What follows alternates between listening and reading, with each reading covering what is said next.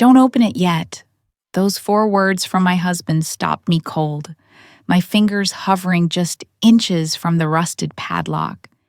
His hand wrapped around my wrist, gentle but firm, and when I looked up at him, I saw something in his eyes I'd never seen before. Fear. Real, raw fear.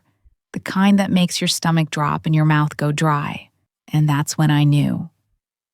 Whatever was inside that small metal box with my full name engraved on top wasn't going to be a happy surprise. It was going to change everything. I'd found it 20 minutes earlier, tucked behind a loose board in my parents' basement. I was down there looking for old photo albums, something innocent and nostalgic for a family dinner slideshow. Instead, I found a secret that had been waiting for me, hidden in plain sight, for who knows how long. The box was heavy, heavier than it looked, and cold to the touch despite the musty warmth of the basement. My name was etched into the metal lid in careful, deliberate letters. Not a nickname, not a term of endearment. My full legal name. Like a label, like property. My husband had come down the stairs just as I was reaching for the padlock, ready to pry it open with a screwdriver I'd found on my dad's workbench. He'd taken one look at the box, one look at my face, and said those words that would haunt me for weeks. Don't open it yet. Not here, not now, not without thinking this through. Because some things, once you know them, you can't unknow. Some truths don't set you free. They trap you in a different kind of prison.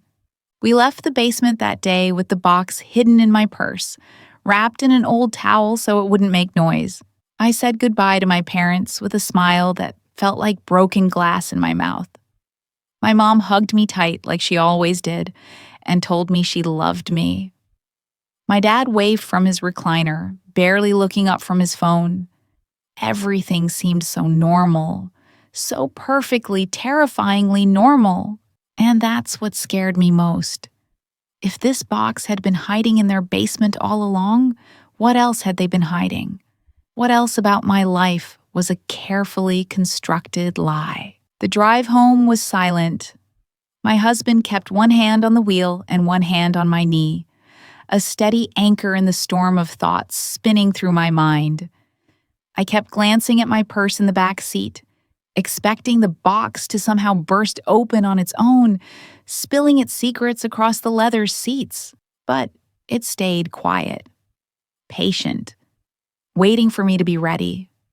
Except I wasn't sure I'd ever be ready. That night, we put the box on our kitchen table and just stared at it. For hours. We didn't eat dinner. We didn't watch TV. We just sat there, 2 people and a locked box, existing in this strange limbo between ignorance and knowledge. My husband was the one who finally spoke.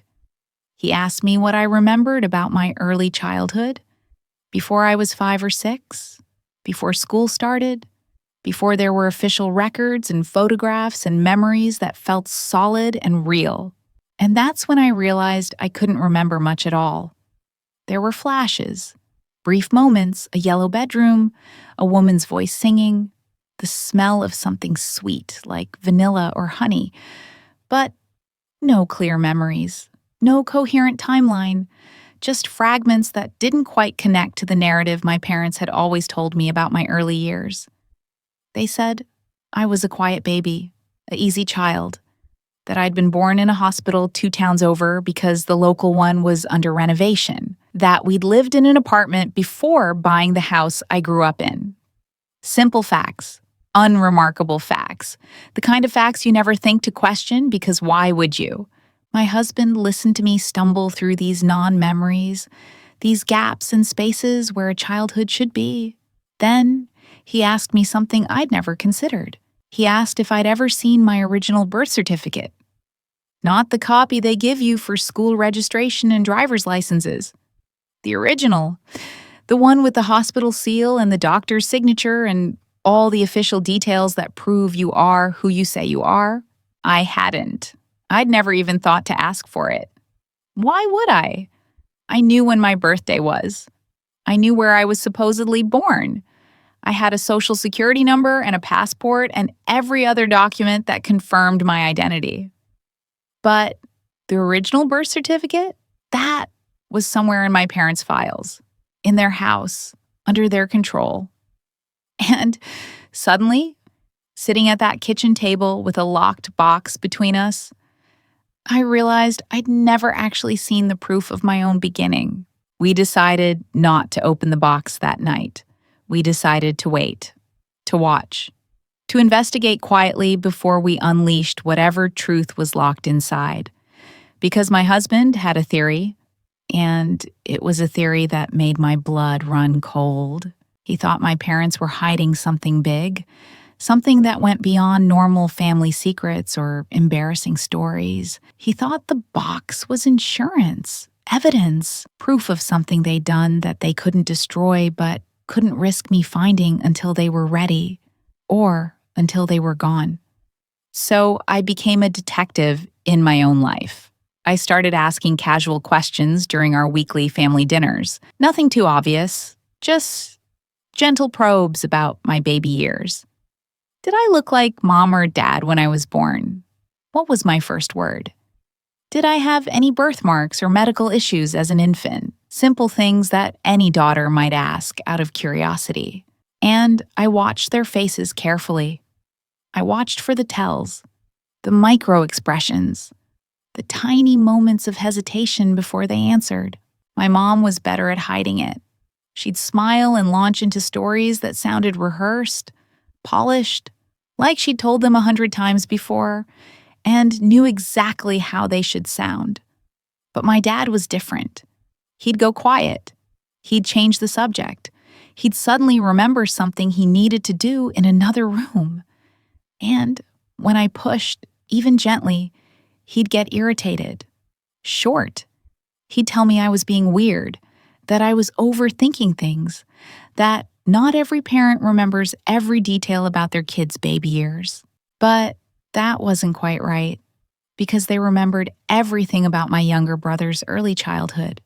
They had photo albums filled with his baby pictures, videos of his first steps, stories about his first day of preschool that they could tell with perfect clarity. But me? The first child? The one who should have had the most attention and documentation? I existed in their narrative only after age 5. Before that, I was a ghost, an outline, a placeholder in someone else's story. My husband started looking into public records. Birth announcements in old newspapers, hospital records if he could access them legally, property records to verify when my parents actually bought the house versus when they said they did. He was meticulous, careful. He didn't want to tip anyone off that we were digging. And what he found made the pieces start to fall into place in the worst possible way. There was no birth announcement for me in any of the local papers. Not in the town where I was supposedly born, not in the town where my parents lived at the time. Nothing. But there was an announcement for my brother 3 years later. A proud notice with my parents' names in the hospital and his birth weight and length. Standard stuff. But for me, silence.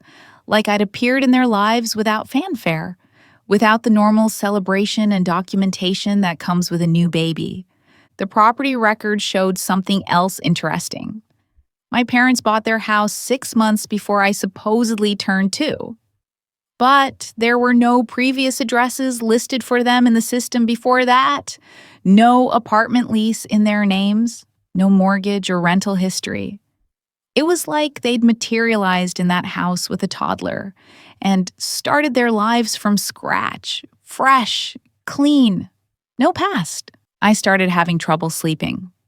I'd lie awake at night, staring at the ceiling, trying to force my mind back to those early years, trying to grab hold of something concrete, something that felt like a real memory instead of a story I'd been told so many times I thought I remembered it. And sometimes, in that space between awake and asleep, I'd get flashes of things that didn't fit the narrative. A different house, different faces, a feeling of being somewhere else, someone else. But then I'd fully wake up, and the images would dissolve like smoke, leaving me more confused than before. My relationship with my parents started to strain under the weight of my unspoken suspicions. I found myself pulling back during visits, watching them like they were strangers, analyzing every word and gesture for hidden meanings. My mom noticed first. She asked if everything was okay, if something was bothering me, if she'd done something to upset me, and I lied.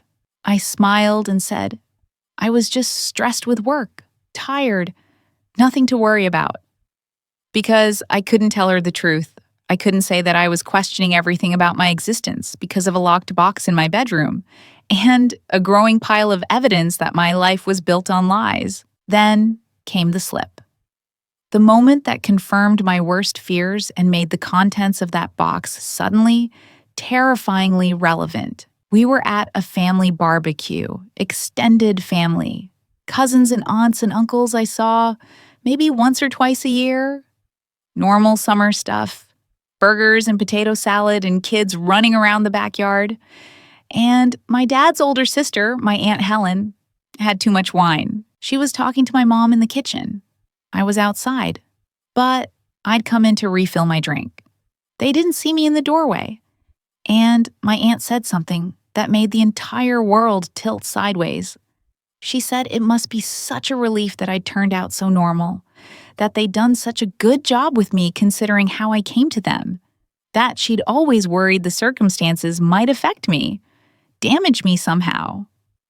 But look at me now, a success story. My mom's face went white. She shushed my aunt aggressively, told her to never talk about that it was over and done and buried and I didn't know. I wasn't supposed to know. And then my mom turned and saw me standing there, frozen, drink forgotten, and the look on her face told me everything I needed to know. The box wasn't just hiding a secret. It was hiding the truth about who I was, where I came from, how I came to be their daughter. I left the barbecue without saying goodbye. I told my husband we had to go right now. He didn't ask questions. He just gathered our things and followed me to the car. My mom tried to stop me, tried to call out to me. But I kept walking. I couldn't look at her, couldn't hear whatever explanation or lie she was preparing to feed me. I just needed to get home, get to that box, get to the truth that had been waiting for me all along. We opened it that night. Finally, after weeks of circling around it, after all the investigation and suspicion and slowly unraveling threads, my husband used bolt cutters on the padlock. It broke with a sharp crack that felt symbolic. Final. Like we were breaking open more than just a box. We were breaking open my entire history. Inside were papers, documents, photographs, and a letter. Everything was organized neatly, deliberately, like someone had carefully curated this collection of evidence, like they'd known someday I'd find it, and they wanted to control the narrative even then. Even in Revelation, they were trying to maintain power over my story. The first document was a birth certificate, but not mine. Or rather, not the me I knew. It had a different name, a different mother, a different father. The birth date was close to what I'd always celebrated as my birthday, but off by 2 weeks.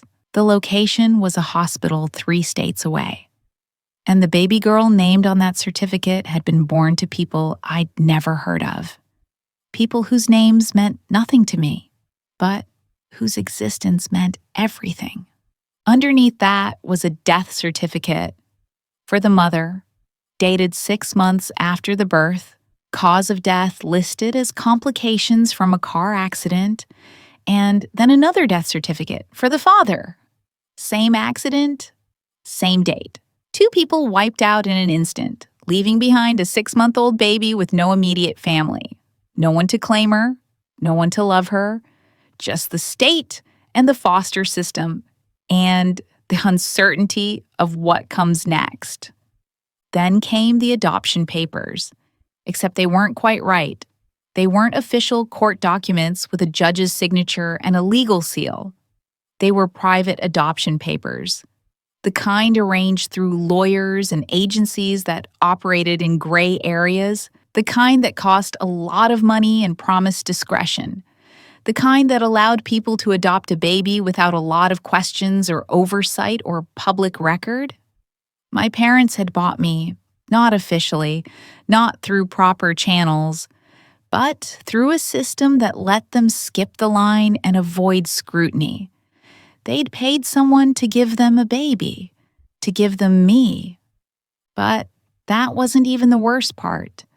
Underneath the adoption papers was a financial document, a trust fund, established by my biological parents before they died, a substantial amount of money meant for their daughter's education and future. Money that was supposed to be held by the executor of their estate until I turned 18. Money that had somehow been transferred to my adoptive parents' control shortly after the adoption was finalized. Money they'd been using for themselves for over 2 decades.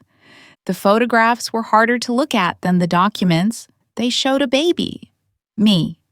But not with my parents. With other people, the people from the birth certificate. My biological parents. There were pictures of them in a hospital room holding a tiny newborn wrapped in pink, both of them looking exhausted and happy and so young, probably in their mid-20s, just starting their lives, just beginning their family, having no idea that in 6 months they'd be gone and their daughter would be erased and rebuilt as someone else's child. There were more pictures of me as a toddler, around 1 or 2 years old, with my adoptive parents, but I looked wrong in those photos. Not sick exactly, but not quite right. Thin, withdrawn, my eyes looked empty. Like whatever spark was supposed to be there had been dimmed or extinguished. And my parents looked frustrated in those pictures, impatient, like they'd expected something different, someone different. Like the baby they'd purchased wasn't living up to their investment. The letter was last. Written in my adoptive mother's handwriting, addressed to me, dated just 2 years ago. It wasn't an explanation. It wasn't an apology. It was a justification, a defense of everything they'd done. She wrote that they'd wanted a baby desperately, that they couldn't have children naturally, that the adoption system was too slow and too invasive, and they'd found another way, a better way. They'd given me a home, a family, a life I wouldn't have had otherwise. The money from the trust fund. They'd used it to raise me, to feed me and clothe me and educate me. So really, they'd just been accessing what was already meant for me, just earlier than planned. And the private adoption? That had protected me from the trauma of foster care, from being shuffled around and damaged by a broken system. They'd saved me. I should be grateful. The letter went on. She wrote that they'd kept all of this documentation as insurance, in case I ever found out and reacted badly, in case I tried to cause trouble or make accusations. They had proof of the adoption, proof of the money, proof that technically, legally, they'd done nothing wrong. The adoption might not have been traditional, but it had been processed through legitimate channels, even if those channels were designed to avoid oversight.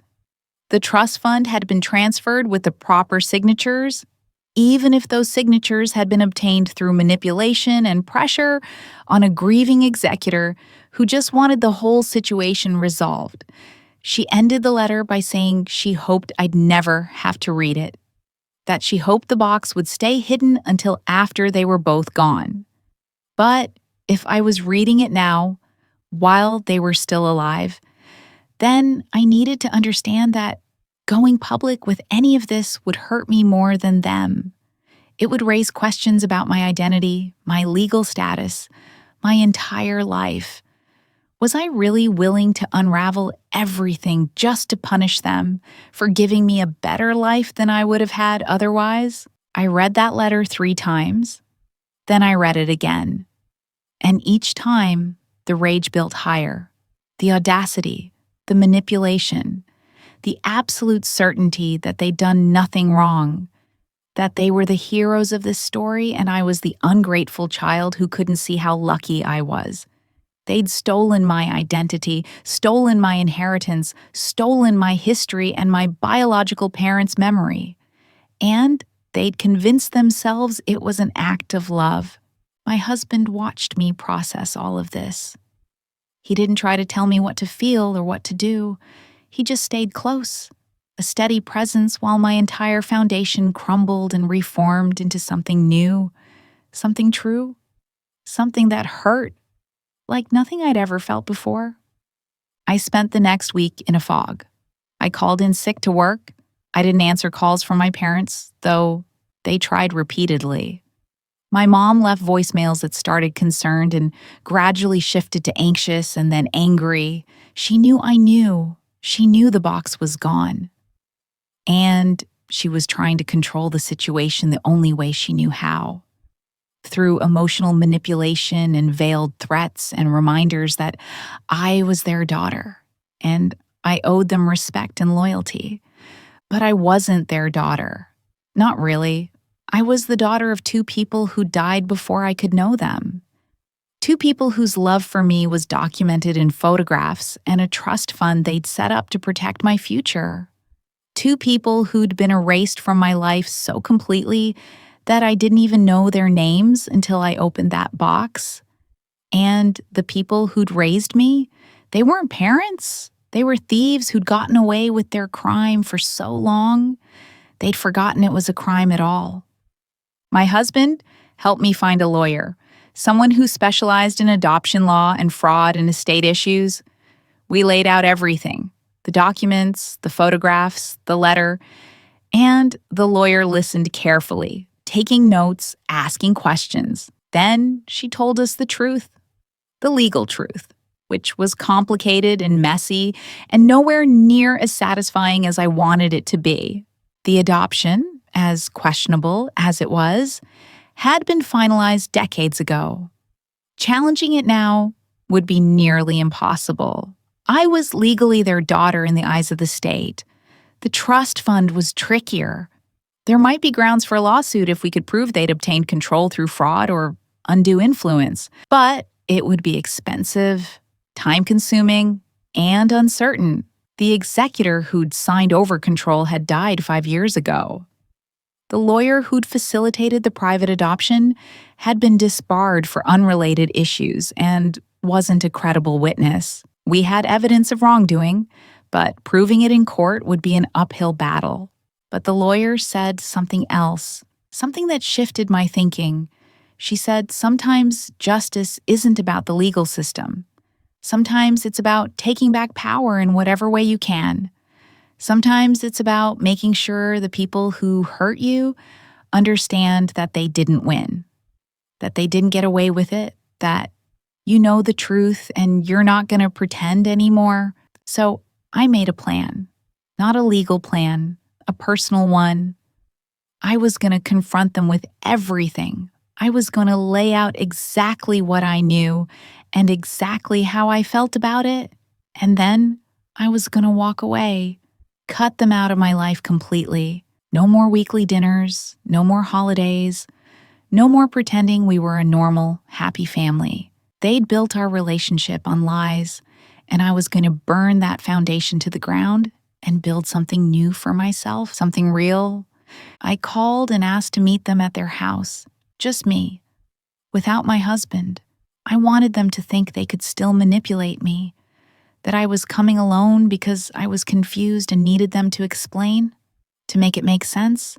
They agreed immediately, too quickly, like they'd been waiting for this, preparing for it. When I arrived, they were both in the living room, sitting close together on the couch like a united front. My mom's eyes were red. She'd been crying. My dad looked stern, defensive, like he was ready for a fight. And I realized they'd already decided how this conversation was going to go. They were going to apologize just enough to seem sincere. They were going to explain their reasoning, and they were going to ask me to forgive them and move on because we were family and family forgave each other. But I didn't sit down. I didn't accept the tea my mom offered. I just stood in the middle of their living room, the room where I'd spent countless hours as a child, and I told them I knew everything. I'd found the box, I'd read the documents, I'd seen the pictures. I knew about my biological parents, the private adoption, the trust fund they'd stolen, all of it. My mom started to cry harder. She reached out to me, started to say she could explain, that it wasn't what it looked like, that they'd always loved me. But I stepped back. I didn't want her to touch me. I didn't want her comfort or her excuses. And I told her that. I told her that nothing she said was going to change what they'd done. Nothing was going to make it okay. My dad got angry then.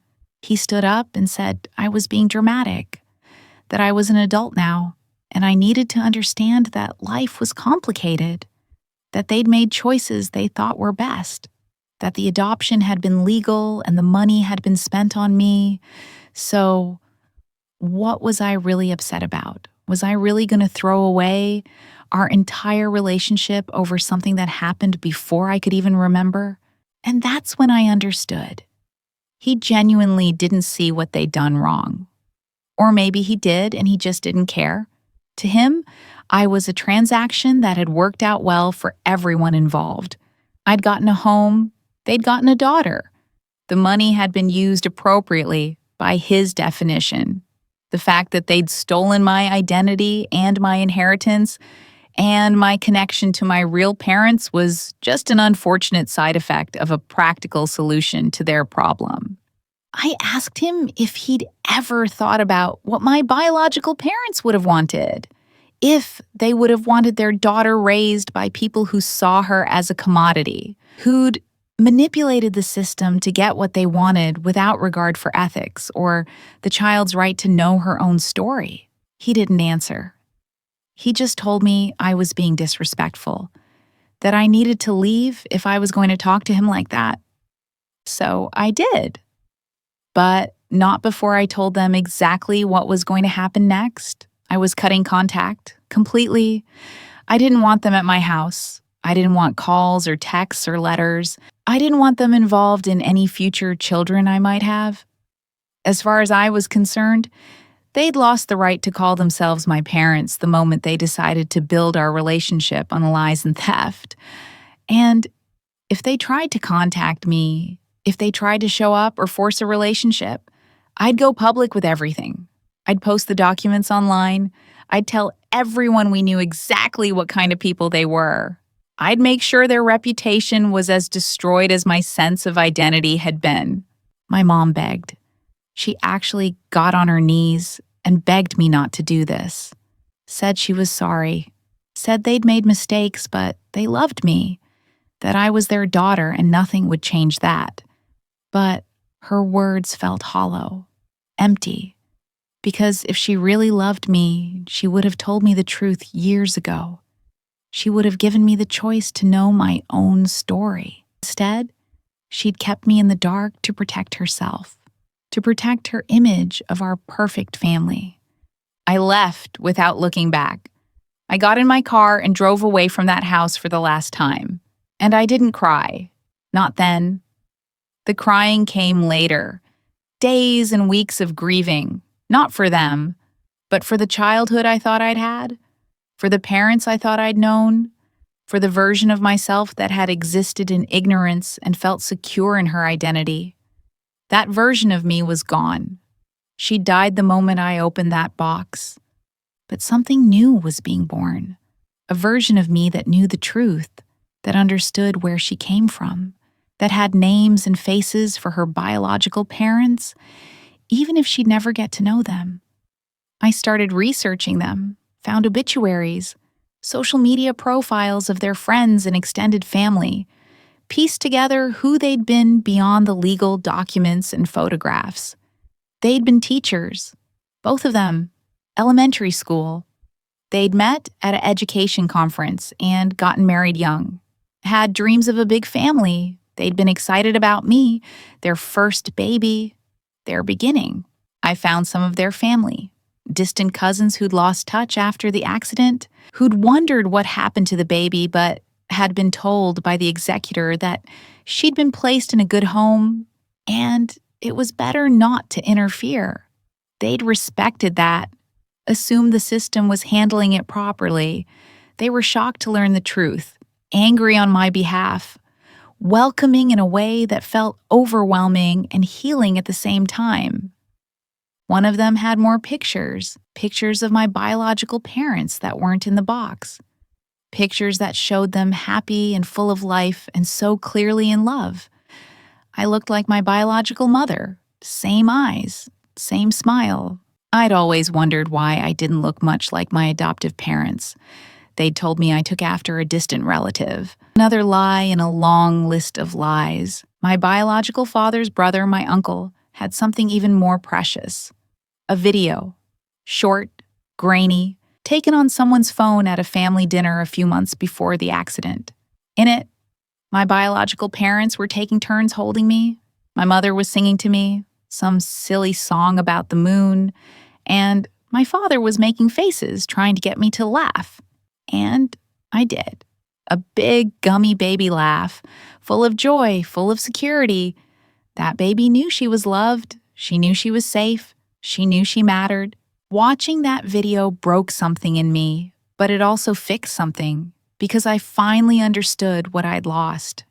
Not just parents, but the experience of being loved purely, without conditions or contracts or hidden agendas. My biological parents had loved me because I existed, because I was their daughter, not because they'd paid for me or because I fulfilled some need in their life, just because I was me.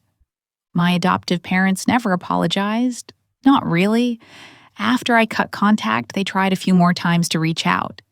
Emails that started apologetic and ended accusatory. Messages passed through my brother, who was caught in the middle and didn't really understand what was happening. He knew there had been a fight, that I wasn't coming around anymore, but he didn't know the details, and I didn't tell him. That was a choice he'd have to make on his own. Whether to know the truth about how his sister came to be part of the family, whether to question the people who raised him, I couldn't make that choice for him. Eventually, they stopped trying. Maybe they realized I was serious. Maybe they decided I was the problem and they were better off without me. Maybe they told themselves a story where they were the victims and I was the ungrateful child who'd abandoned them for no good reason. I don't know. I don't care. They lost the right to occupy space in my mind when they decided to steal my past. The trust fund money was gone, spent over the years on things I'd never be able to track or recover. My lawyer said we could try to sue, but the cost would likely exceed whatever we might win. And honestly, I didn't want to spend years of my life in legal battles with them. I didn't want to give them that much power over my present and future. The money would have been nice. It would have been justice. But it wasn't worth my peace of mind. Instead, I focused on building relationships with my biological family, the uncle, the cousins, the people who'd known my parents and could tell me stories about who they were, what they valued, what they dreamed about.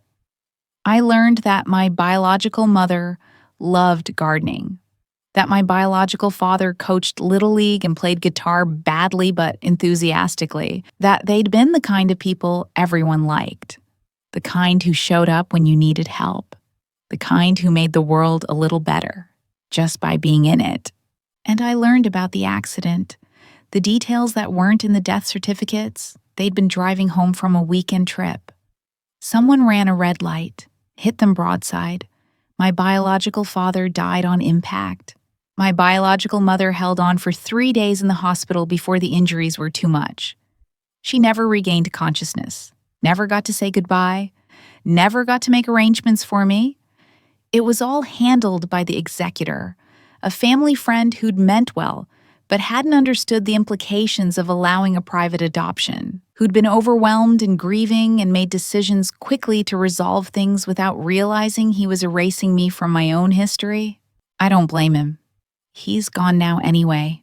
but I wonder sometimes what would have happened if he'd made different choices, if he'd insisted on a traditional adoption through the state, if he'd kept tighter control over the trust fund, if he'd made sure I knew where I came from. My life would have been completely different. Maybe better, maybe worse. I'll never know. What I do know is that I'm not who I thought I was, but I'm also more myself than I've ever been. Because now, I know the truth. I know where I came from. I know who loved me first. I know that I was wanted and valued before I ever became a transaction in someone else's life plan. And that knowledge has given me something my adoptive parents never could: a sense of wholeness, a foundation built on truth instead of lies. My husband has been incredible through all of this. He never once said, "I told you so," even though he'd known something was wrong from the first moment he saw that box. He let me process everything at my own pace, held me when I needed to cry, gave me space when I needed to rage, helped me track down my biological family, supported every decision I made, even when those decisions meant cutting off the only parents I'd ever known. He understood that sometimes love means protecting someone from poison, even when that poison comes wrapped in the package of family. We talk sometimes about having kids of our own, and when we do, I know exactly what kind of parent I want to be. The kind who tells the truth, the kind who respects their child's right to know their own story, the kind who loves without conditions or hidden agendas, the kind of parent my biological parents would have been if they'd gotten the chance. I have started using my biological name sometimes. Not legally, that would be complicated and expensive, and I'm not sure it's worth the hassle. But privately, with my biological family, it feels strange and right at the same time. Like putting on a piece of clothing that was made for you but you've never worn before.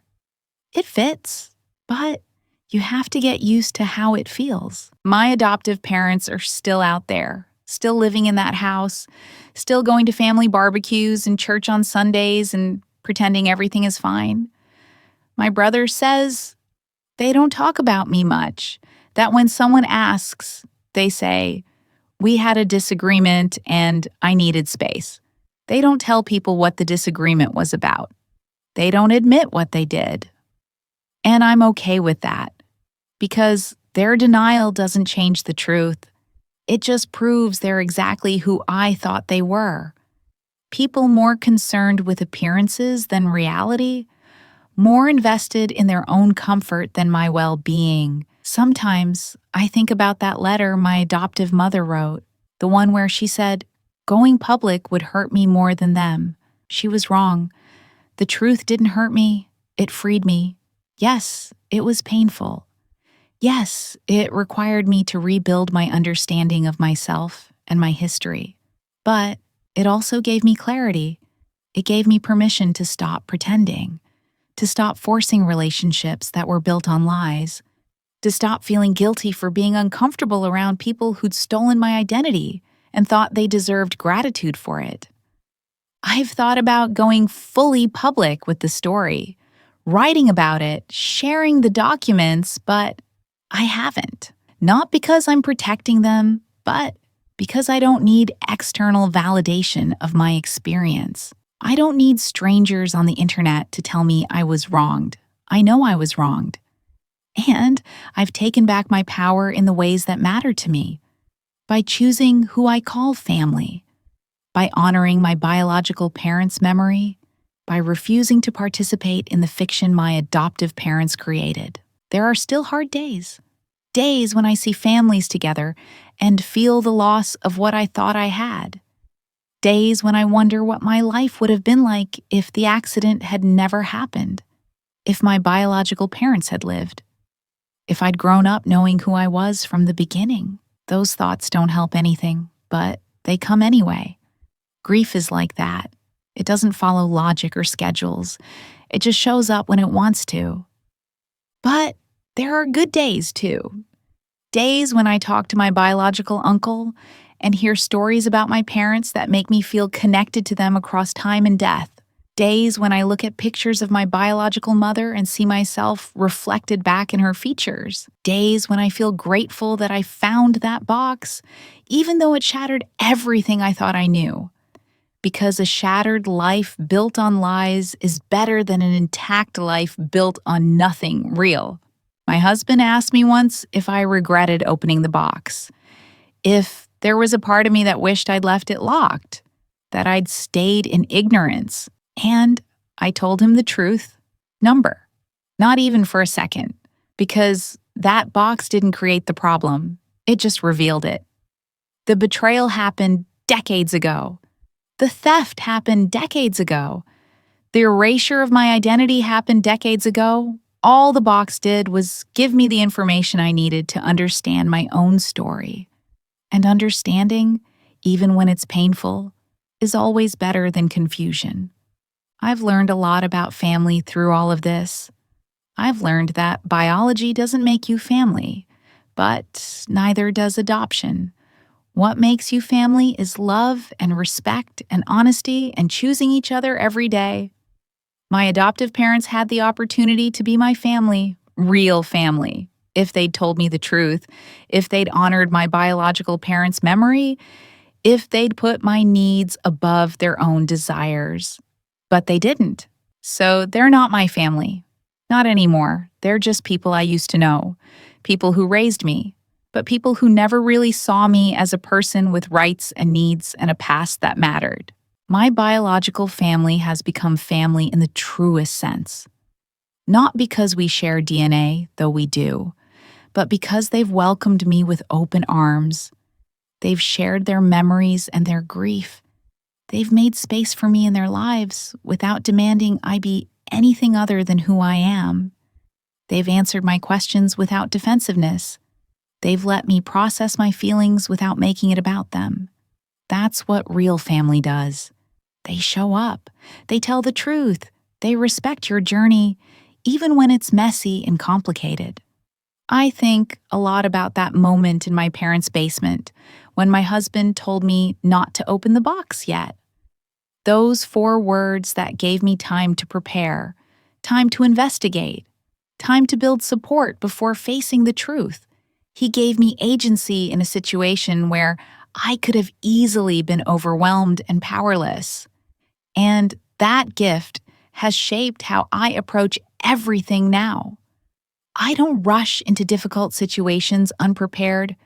I don't let other people control the narrative of my life. I gather information. I build support systems. I make choices from a place of strength rather than reaction. The locked box sits on a shelf in my home office now, empty. The documents are stored safely somewhere else, but I kept the box itself, a reminder of what secrets look like when they're buried, how heavy they are, how much damage they do even when they're hidden, and also a reminder that some secrets need to be revealed. Some truths need to be told, even when it costs you everything you thought you had. I don't know what my biological parents would think of me now. If they'd be proud of how I handled finding out about them, if they'd approve of my choices, but I like to think they would. I like to think they'd understand that I had to fight for my own truth, that I had to honor them by refusing to let their memory be erased, that I had to become the kind of person who values honesty over comfort, reality over fiction. My life looks different now than it did before I found that box. Smaller in some ways. I lost people I thought were permanent fixtures, but bigger in other ways. I gained a history, a connection to people who loved me first and best, an understanding of where I came from that grounds me in ways I never felt grounded before. And I gained something else too, self-respect. Because I stood up for myself. I refused to accept the narrative other people tried to force on me. I chose truth over convenience. And that choice has made all the difference. If you've ever felt like your past was a lie, or if you've had to confront a deep family betrayal, I want you to know you're not alone. I want you to know that choosing yourself isn't selfish.